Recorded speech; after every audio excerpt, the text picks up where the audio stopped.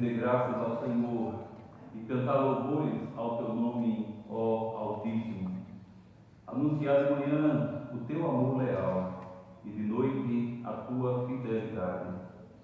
Ao som da lira e da escorda e da cítara e da melodia da harpa, tu me alegres, Senhor, com os teus feitos, as obras das tuas mãos levam-me a cantar com alegria. E com alegria, meus irmãos, vamos nos colocar de pé, vamos invocar o nome do Senhor. Amada Igreja do Senhor Jesus Cristo, onde está o nosso socorro? O nosso socorro está em nome do Senhor, Criador dos céus e da terra. Recebam em nome do Senhor a saudação a vocês, graça e paz da parte de Deus nosso Pai e do Senhor Jesus Cristo. Amém. Vamos, em resposta à saudação, cantar o Salmo 117, a segunda versão.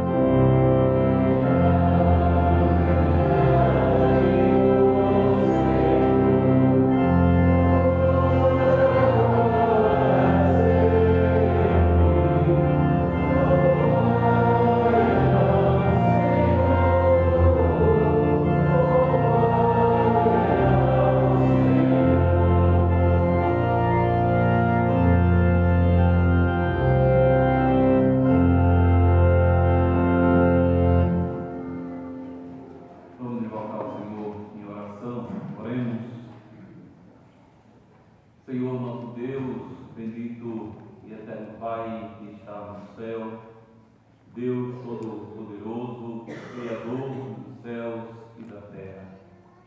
Como é bom, Senhor, te louvar, como é bom, primeiras horas, primeiro dia da semana, estar na tua casa, reunido com o teu povo, para te dar o louvor e a adoração que a ti é devida, Senhor. Sabemos, ó Pai, que somos pecadores e por isso indignos de estar na tua presença, de te louvar, mas confiados na mediação do teu bendito Filho, o nosso Senhor Jesus Cristo. Nós adentramos, Senhor, tua santa e bendita presença, nós te louvamos, te exaltamos e também, por meio dele, Senhor, nós te pedimos, perdoe os nossos pecados, pois são contra ti somente, Senhor. Pecamos por pensamentos, por palavras, por ações. Rogamos, ó Deus, a tua misericórdia sobre nós. E te pedimos, ó Deus, que por tua graça, por tua bondade, o Senhor receba o nosso culto, receba, Senhor, o nosso louvor, a nossa adoração. Também pedimos, ó Deus, que o Senhor abençoe a tua palavra, a leitura e a pregação, para que a tua igreja, o teu povo, seja edificado, seja fortalecido na cada irmão, por cada irmã, por cada família, Senhor, por cada criança. Sabes as lutas, os desafios que cada um tem enfrentado. E, Senhor, queremos dizer que confiamos no Senhor. Confiamos na Tua bondade, confiamos na Tua providência. Confiamos, Senhor, que todas as coisas cooperam para o bem daqueles que Te amam. Confiamos, Senhor, e que Tu estás no controle de todas as coisas. Que nada, Senhor, acontece nas nossas vidas sem a Tua vontade, sem o Teu decreto, ó Deus. Nós assim rogamos, em nome de Jesus Cristo, Teu Filho, o nosso Senhor. Amém. Meus irmãos, irmãs, vamos agora abrir a palavra de Deus. 1 Samuel, capítulo 16. Nós vamos ver os versículos de 1 a 13. 1 Samuel, capítulo 16, de 1 a 13.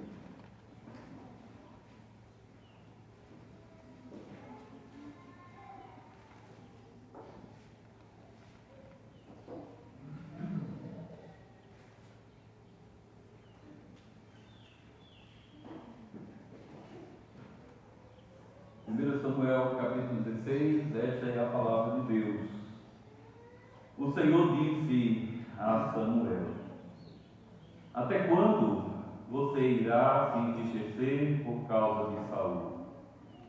Eu o rejeitei como rei de Israel. Encha um chifre com óleo e vá a Belém.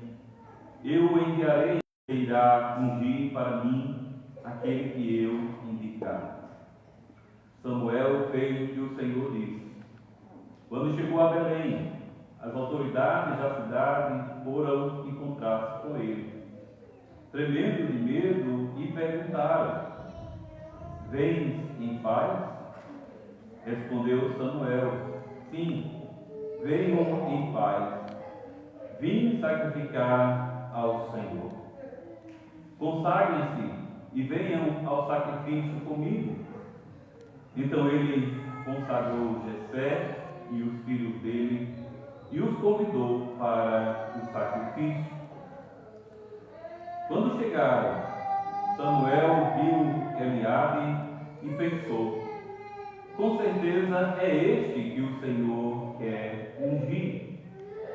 O Senhor, contudo, disse a Samuel: não considere sua aparência nem sua altura, pois eu o rejeitei. O Senhor não vê como o homem. O homem vê a aparência, mas o Senhor vê o coração.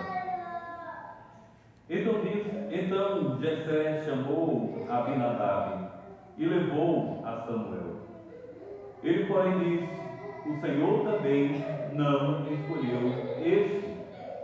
Em seguida, Jessé levou Samar a Samuel, mas este disse: também não foi este que o Senhor escolheu.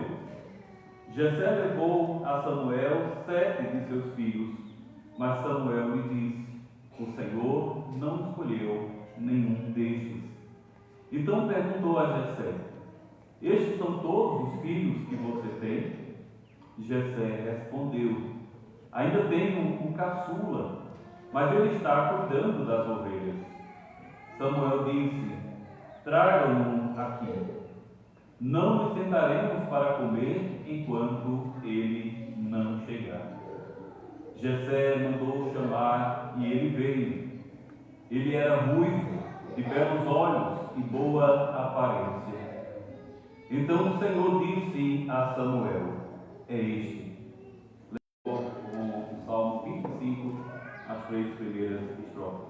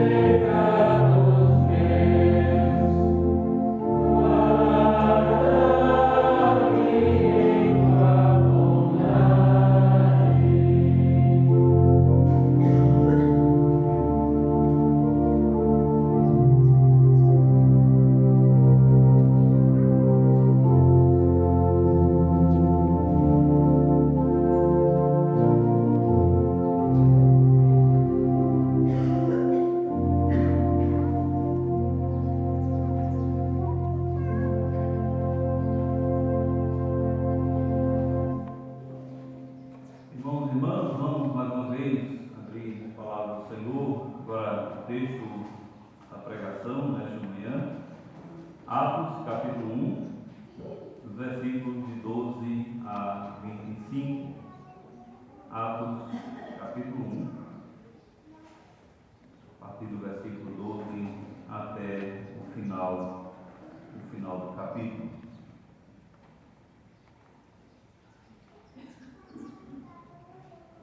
Esta é a palavra do Senhor.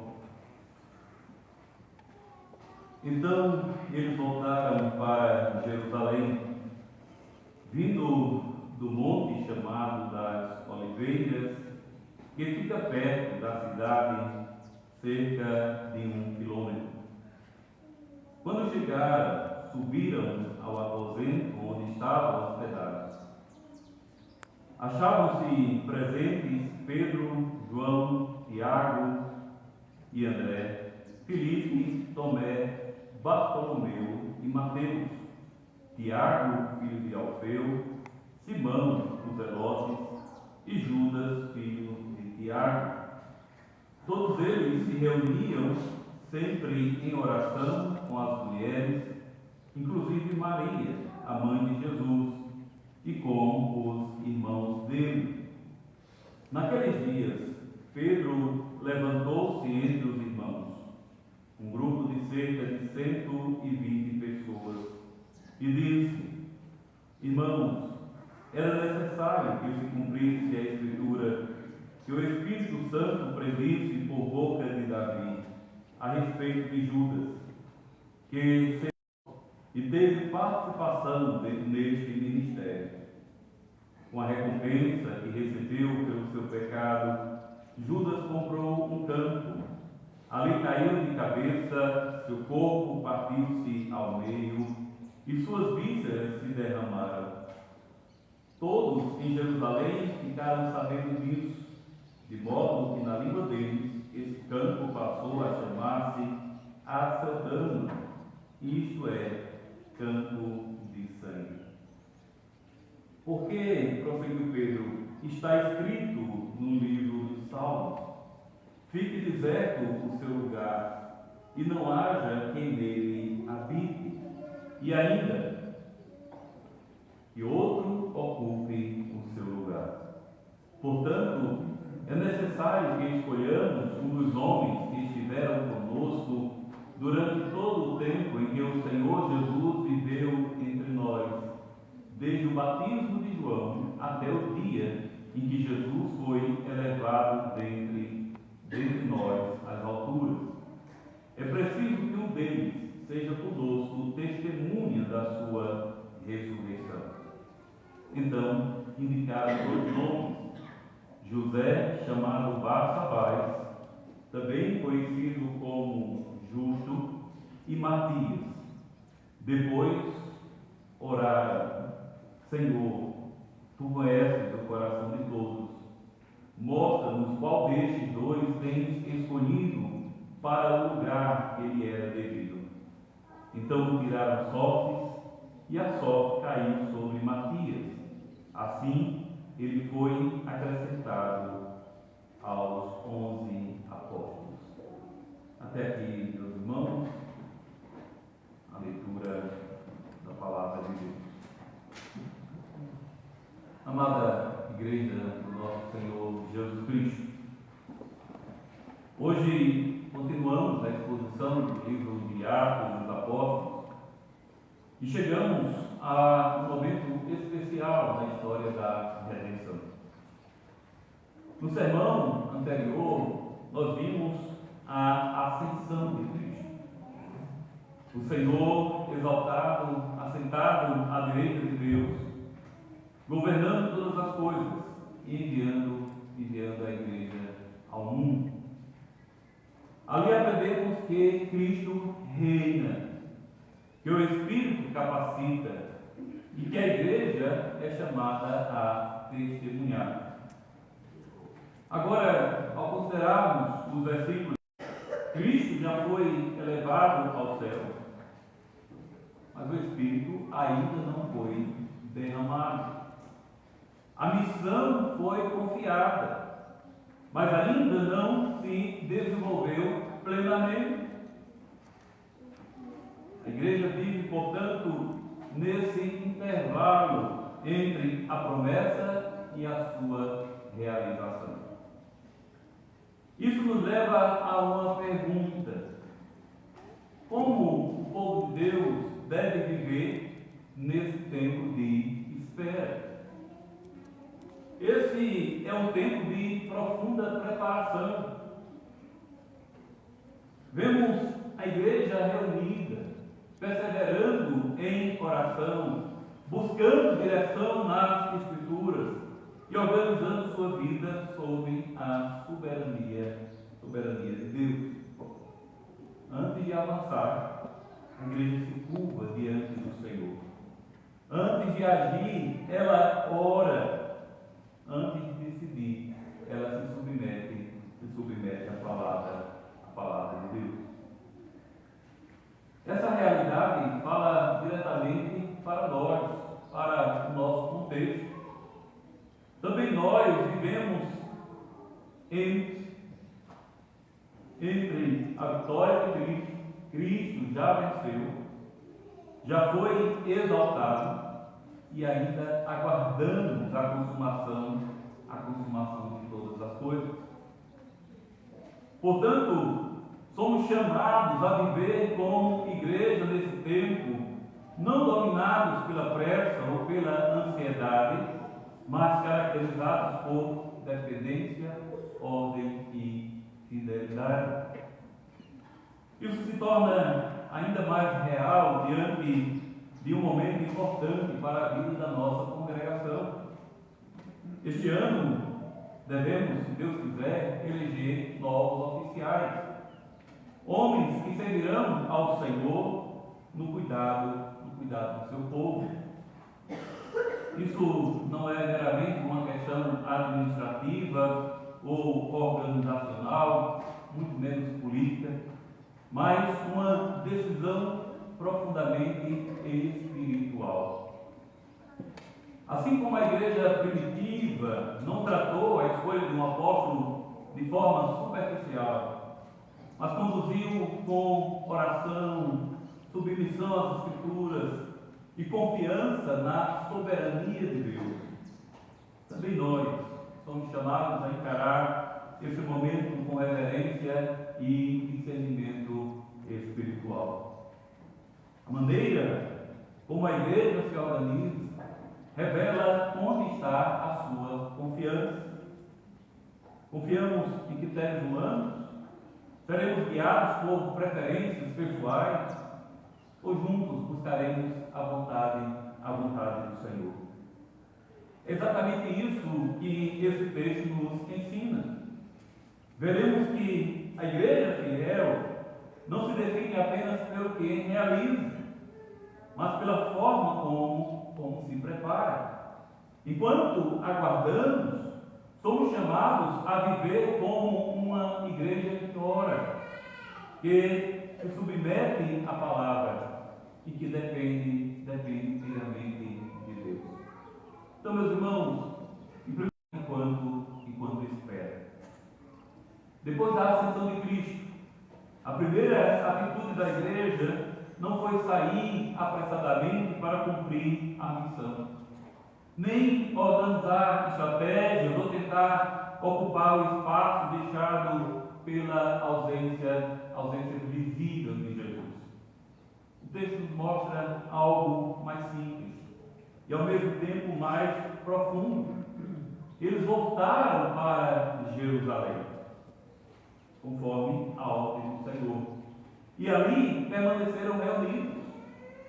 E reunidos fizeram aquilo que sustenta toda a vida da igreja dali em diante. Eles perseveraram em oração. Lucas destaca que todos estes perseveravam unânimes em oração. Não se trata de um momento ocasional, de uma campanha de oração, de um dia de oração, ou de uma prática superficial, mas de uma postura constante, marcada por dedicação e insistência. Eles estavam juntos com o mesmo propósito, buscando ao Senhor de forma contínua. Isso é muito significativo, pois a igreja do Novo Testamento nasce de um ajuntamento que ora. Antes de qualquer expansão, de qualquer milagre público ou de qualquer sermão apostólico, há um povo reunido na dependência de Deus. E observe quem compõe esse ajuntamento. Os apóstolos, que receberam diretamente o ensino de Cristo, mulheres que acompanharam o seu ministério, Maria, sua mãe e seus irmãos. Pessoas diferentes, com histórias distintas, agora reunidos em torno de uma mesma esperança. Pois a unidade da igreja não está em afinidades naturais, mas na centralidade de Cristo. E essa unidade se expressa de maneira real na oração. Isso nos ensina que a oração não é apenas uma prática individual, mas uma marca essencial comunitária, uma marca da igreja. A igreja que sabe esperar é aquela que ora com o corpo. E aqui nós somos confrontados, porque vivemos dias em que a oração muitas das vezes se torna secundária, se torna sufocada pela pressa de agir. Temos tanto a fazer que resta pouco tempo para orar. Quando orar é o essencial, é o básico. Mas pela urgência de resolver e pela ansiedade de buscar resultados, muitas das vezes deixamos a oração, a leitura da palavra de lado. Nesse contexto, ela corre o risco de ser reduzida à formalidade, quando na verdade é o fundamento de tudo, é a base, é o alicerce. O texto, porém, nos chama de volta ao essencial. A igreja não avança pela pressa, mas pela dependência. Não cresce pela agitação, mas pela comunhão com Deus. Não se sustenta pela força humana, pelo braço forte, mas pela graça que é buscada em oração. Isso se aplica diretamente ao momento em que vivemos como congregação. Diante da necessidade de eleger novos oficiais, nossa primeira resposta não deve ser discutir nomes, avaliar apenas capacidades humanas ou agir com base em preferências pessoais, mas nos colocarmos diante do Senhor em oração. Orar juntos, orar com perseverança, buscando não a nossa vontade, mas a vontade de Deus. Porque a escolha de líderes da igreja não é meramente organizacional ou política, como já disse, mas é um ato espiritual, no qual discernimos quem o próprio Deus está levantando para o cuidado do seu povo. Esse discernimento, porém, não nasce da pressa, mas da presença de Deus. É por isso que já estamos falando disso em abril, né, quando provavelmente iremos visitar homens em outubro, novembro. A oração alinha o coração da igreja com o coração de Deus. Ela nos unia, nos desacelera e nos ensina a depender. Além disso, o texto enfatiza que eles perseveraram unânimes, indicando não apenas pessoas orando lado a lado, mas um povo buscando de comum acordo a direção do Senhor.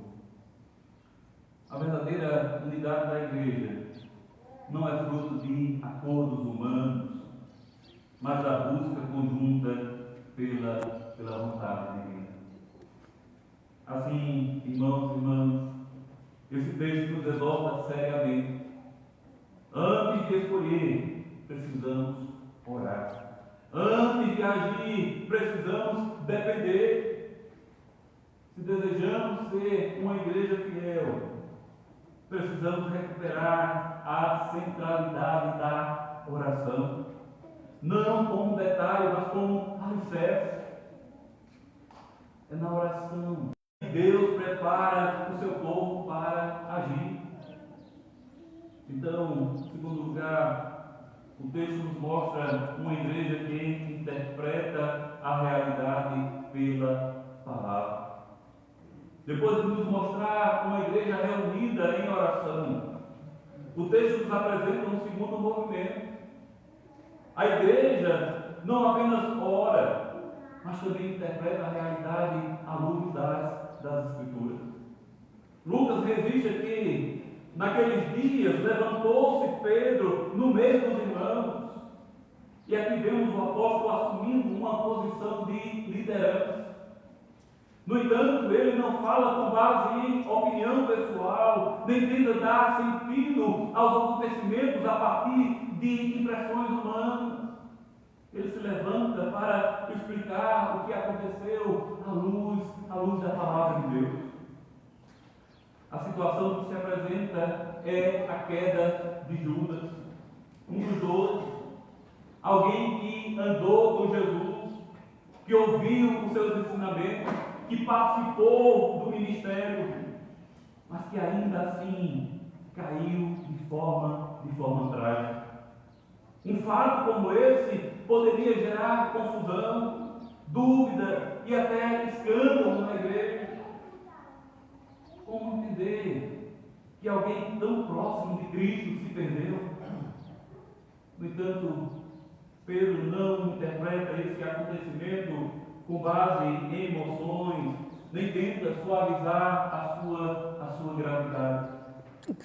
Ele afirma: era necessário que se cumprisse a Escritura. Com isso, ele declara que, por mais doloroso e chocante que tenha sido, nada estava fora do plano de Deus. Não se tratava de um acidente ou de uma falha inesperada, mas o cumprimento daquilo que Deus já havia revelado, especialmente nos Salmos. Isso não diminui a responsabilidade de Judas, que é descrito como guia dos que prenderam Jesus, tendo agido de forma consciente e culpável. Ao mesmo tempo, sua ação se encontra dentro do propósito soberano de Deus. Aqui encontramos uma tensão profundamente bíblica. A responsabilidade humana é real e é responsável, mas Deus é quem é a causa primeira. A igreja não tenta resolver essa questão com explicações simplistas, mas se submete ao que Deus revelou. O ponto central, porém, é que a igreja aprende a ler a realidade por meio da palavra. Diante de um evento difícil, ela não parte de sentimentos, nem do que parece mais lógico, nem de explicações confortáveis, mas pergunta o que Deus já disse sobre isso. Esse princípio é essencial e também profundamente desafiador, pois vivemos em um tempo em que a interpretação da realidade é frequentemente dominada por sentimentos, opiniões e percepções pessoais. O que eu acho? Né?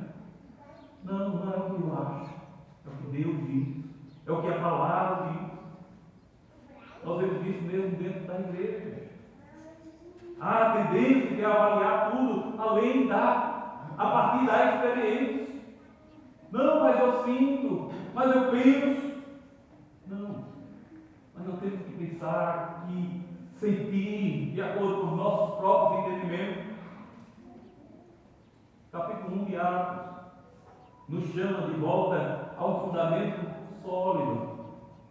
A igreja fiel não interpreta a palavra à luz da realidade, mas interpreta a realidade à luz da palavra.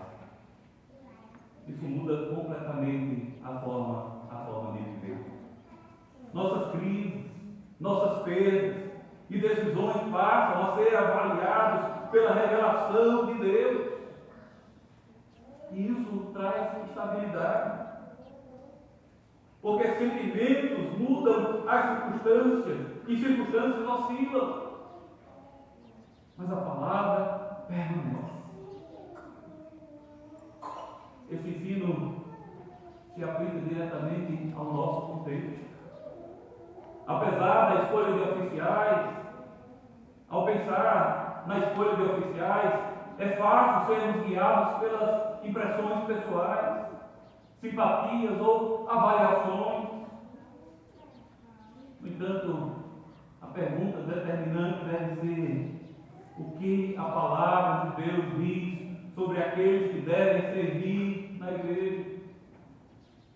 Sem esse critério, a igreja se torna de grupos, dominada por grupos, e passa a tomar decisões baseadas em afinidade ou percepção momentânea, o que inevitavelmente trará consequências. Pedro não permitiu que a dor da traição de Judas fosse interpretada de forma superficial. Ele conduziu a igreja de volta às Escrituras. É exatamente isso que também precisamos fazer. Diante de decisões importantes, devemos abrir a palavra. Diante de dúvidas, devemos ouvir a voz de Deus. Diante de situações difíceis, devemos nos submeter ao que já foi revelado. O texto ainda nos apresenta uma advertência séria.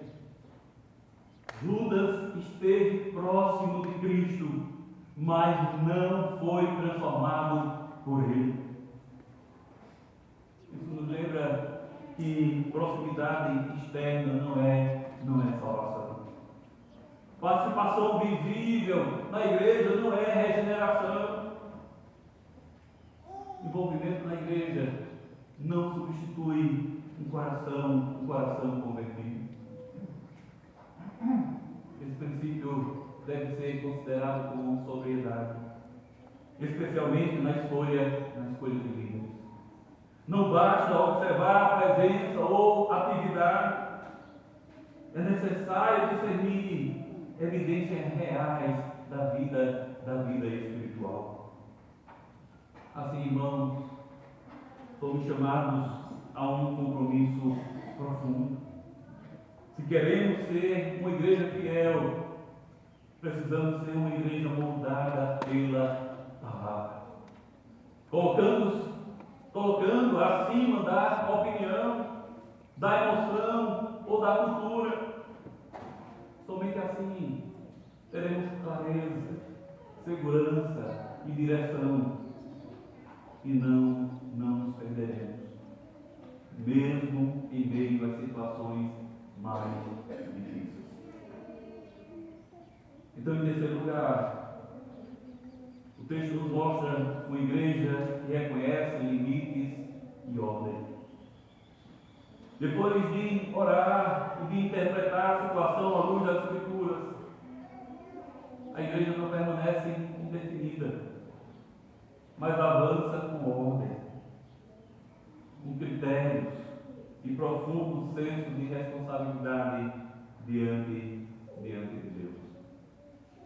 Pedro afirma que era necessário que dentre os homens que acompanharam todo o tempo em que o Senhor Jesus viveu entre eles, desde o batismo de João até a ascensão, que um fosse feito testemunha da ressurreição juntamente com os apóstolos. Essa declaração é fundamental. pois demonstra que a escolha para o ofício na igreja não acontece de forma aleatória, nem baseada em impressões subjetivas, mas dentro de critérios claros e bem definidos. Esses critérios não estão estabelecidos pela própria comunidade, mas decorrem da natureza e do ministério apostólico. O apóstolo deveria ser alguém que acompanhou o ministério de Cristo e, sobretudo, uma testemunha da ressurreição. Isso nos diz muita coisa, especialmente para os ditos apóstolos dos nossos dias. Isso mostra que o apostolado está diretamente ligado à revelação histórica de Jesus. Não se trata, portanto, de um cargo meramente funcional, mas de um ofício fundamental, um ofício que estava na base da igreja, um ofício único, irrepetível. Os apóstolos foram somente os 12 e Paulo. Nenhum mais. Encerrou-se o ofício de apóstolo com os 12 e Paulo. Isso nos ensina que nem todo ministério da igreja é igual. E nem todo chamado pode ser tratado de maneira genérica. A igreja primitiva não improvisa. Alguns até criticam, mas foi por sorte. Não. Vejamos o texto. A igreja não adapta critérios conforme conveniência e não escolhe com base em popularidade ou preferências pessoais. Ela reconhece que Deus estabelece uma ordem em sua igreja. E assim, 2 nomes são apresentados. A igreja escolhe entre aqueles homens 2 nomes: José, chamado de Caçabás, e Matias. A comunidade participa do processo. Há envolvimento e reconhecimento de homens aptos, mas tudo acontece dentro de limites bem definidos. A igreja não cria possibilidades ilimitadas, mas atua dentro de parâmetros estabelecidos. Essa realidade confronta diretamente com o nosso tempo, marcado por uma cultura que frequentemente rejeita regras e valoriza a espontaneidade, a criatividade e, acima de tudo, tende a desprezar ordem e critério.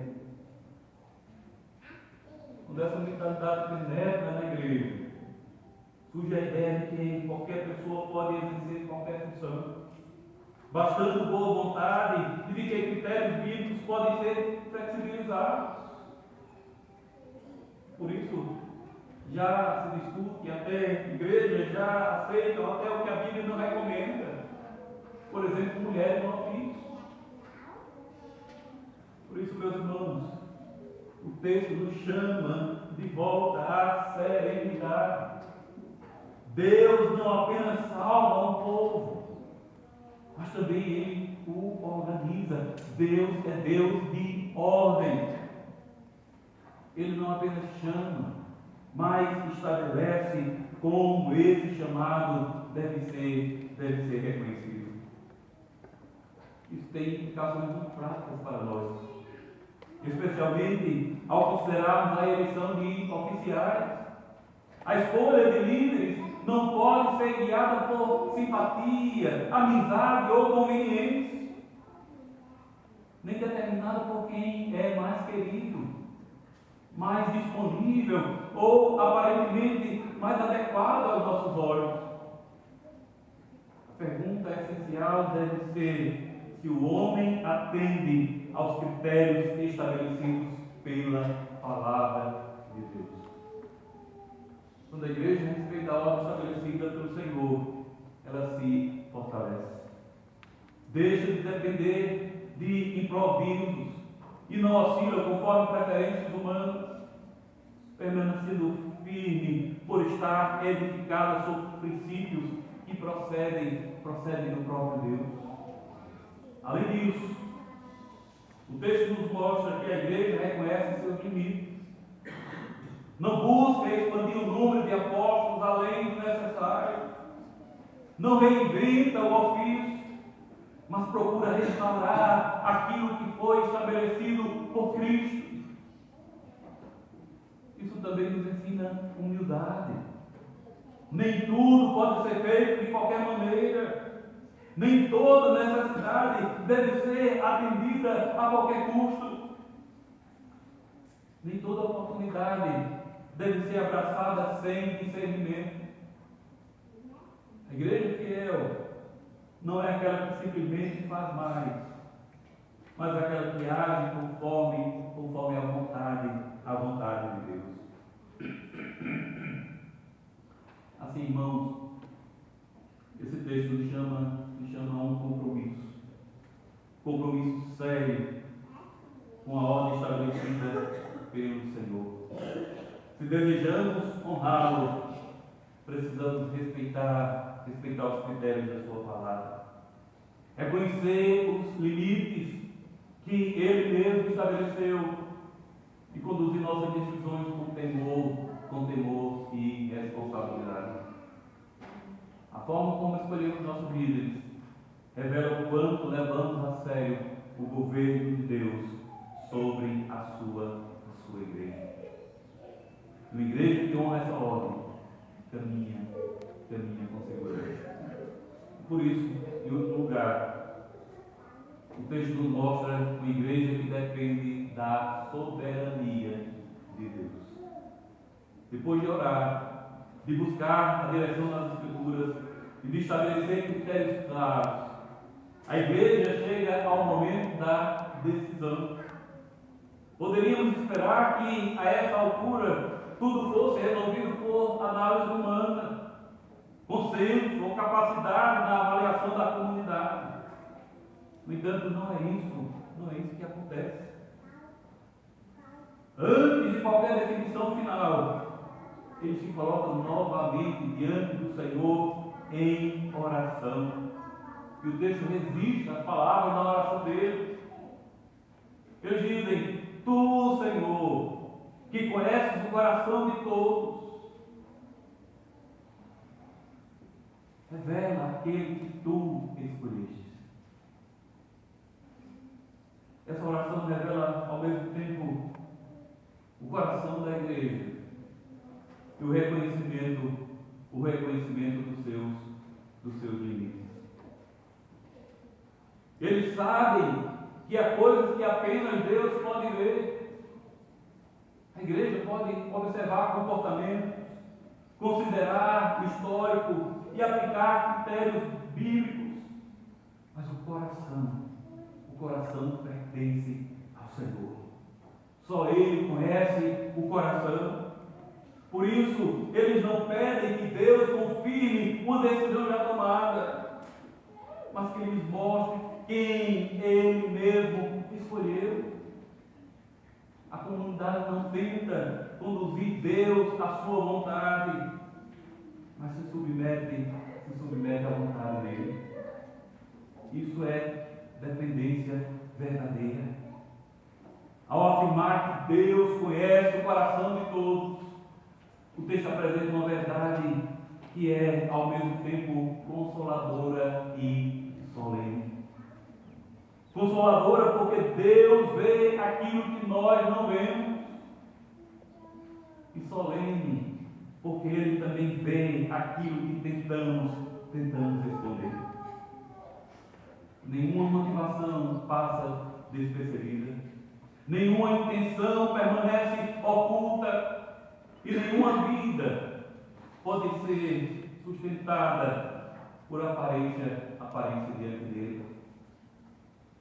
Isso tem implicações profundas, especialmente quando pensamos na liderança da igreja. Podemos nos enganar com a aparência, nos impressionar com capacidade ou valorizar habilidades externas, mas Deus vê o coração. Por isso, A igreja precisa depender dele no início, no processo, mas também no momento decisivo. Assim como foi com Davi. Ao mencionar que aquele escolhido ocuparia o ministério apostolado do qual Judas se desviou, o texto nos traz uma advertência séria. Judas abandonou o lugar que lhe havia sido confiado e seguiu um caminho que o levou à perdição. Isso nos lembra que não basta começar bem, é necessário perseverar. Não basta estar próximo, é necessário ser verdadeiro. Não basta ocupar uma posição, é necessário ter um coração fiel. Diante disso, somos levados a aplicações diretas. A primeira diz respeito ao nosso próprio coração diante de Deus.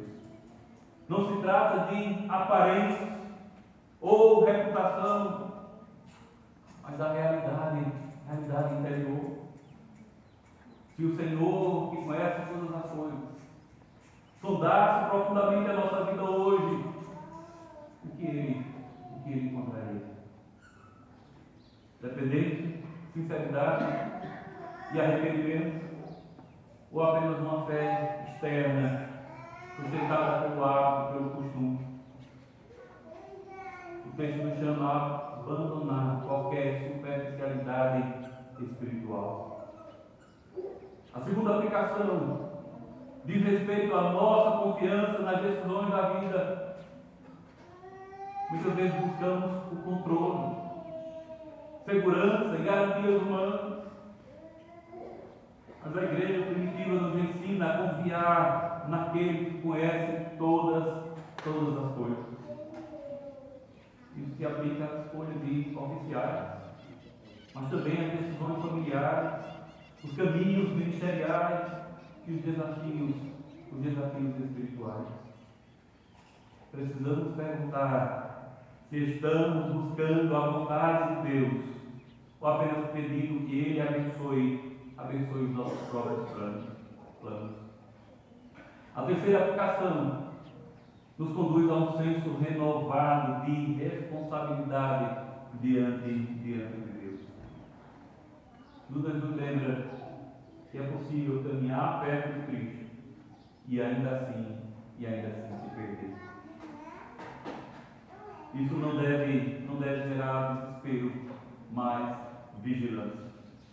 A vida cristã não é aparência nem desempenho externo, mas um relacionamento real com Deus. Por fim, o texto aponta para uma verdade maior. A igreja ora. A igreja busca e decide, mas quem governa é Deus. Isso nos traz descanso, pois não é a nossa capacidade que sustenta a igreja, mas a soberania do Senhor. Ele conhece, Ele escolhe, Ele dirige e Ele cumpre os seus propósitos.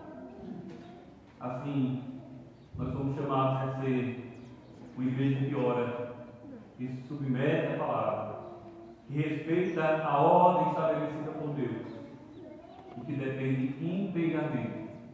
inteiramente da sua soberania. Isso começa em cada um de nós, no coração, na vida pessoal e na maneira como buscamos ao Senhor. Que Ele nos conceda graça, não apenas para compreender esse ensino, mas para vivê-lo, caminhando com temor, dependência e confiança, certo de que aquele que conhece todas as coisas é fiel para conduzir o seu povo. Amém. Vamos agora responder a estas palavras. cantando o Salmo 134, a segunda versão.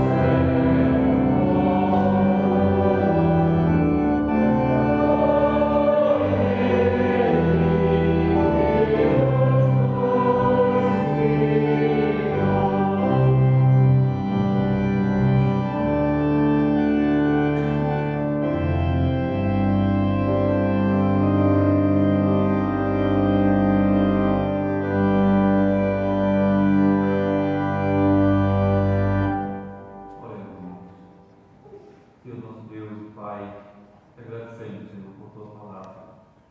Te agradecemos porque tu és um Deus fiel, tu és um Deus que governa todas as coisas e que faz com que todas as coisas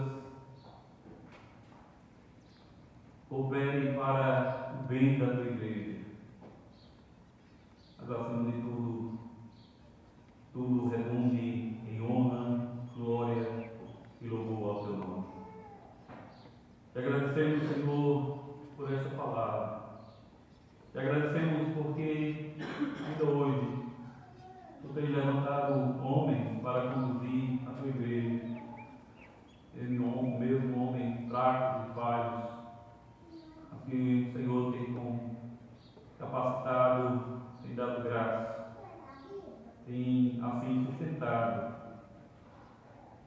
o ofício, sustentado a tua igreja. Te agradecemos, Senhor,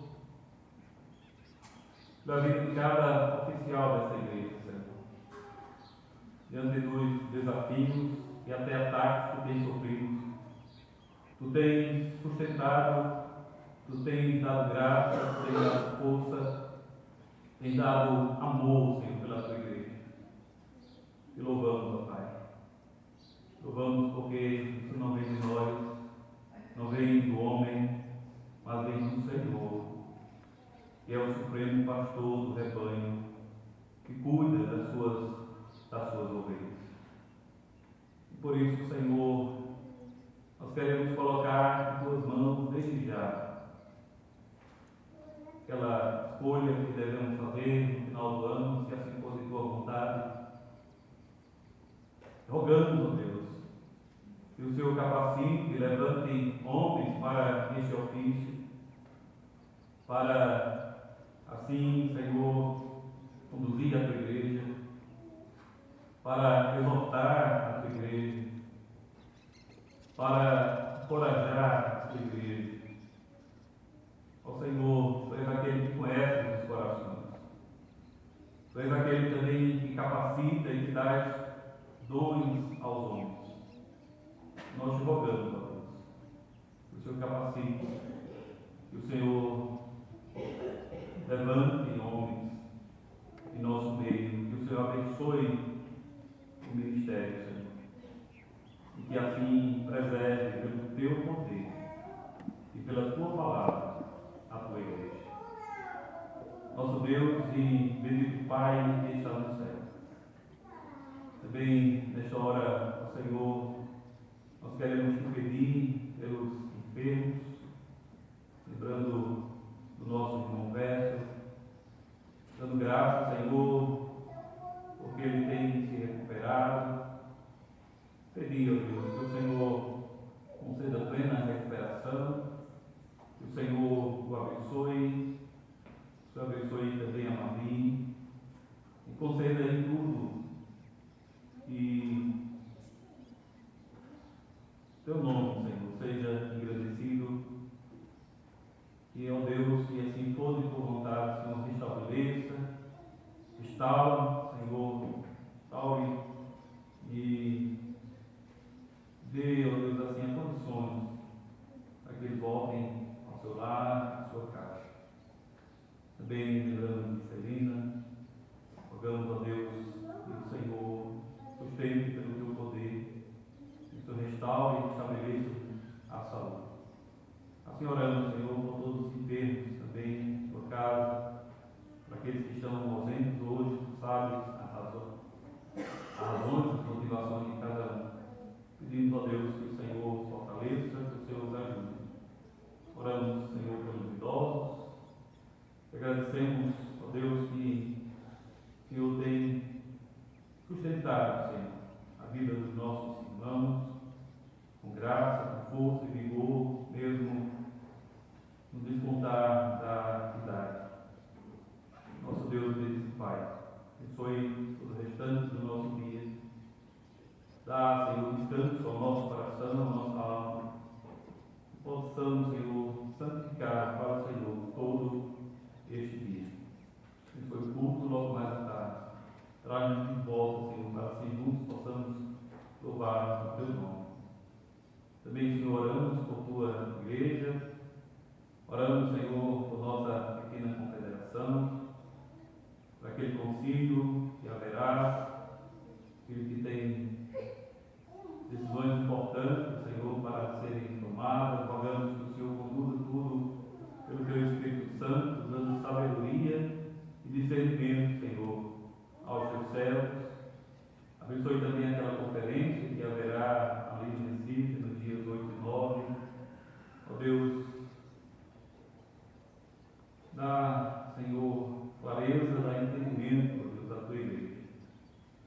Abençoe-nos em tudo, nós assim te rogamos. Abençoe a semana que está diante de nós. Abençoe também, Senhor, o campo. Concede, ó Deus, no devido tempo, chuva também para as lavouras.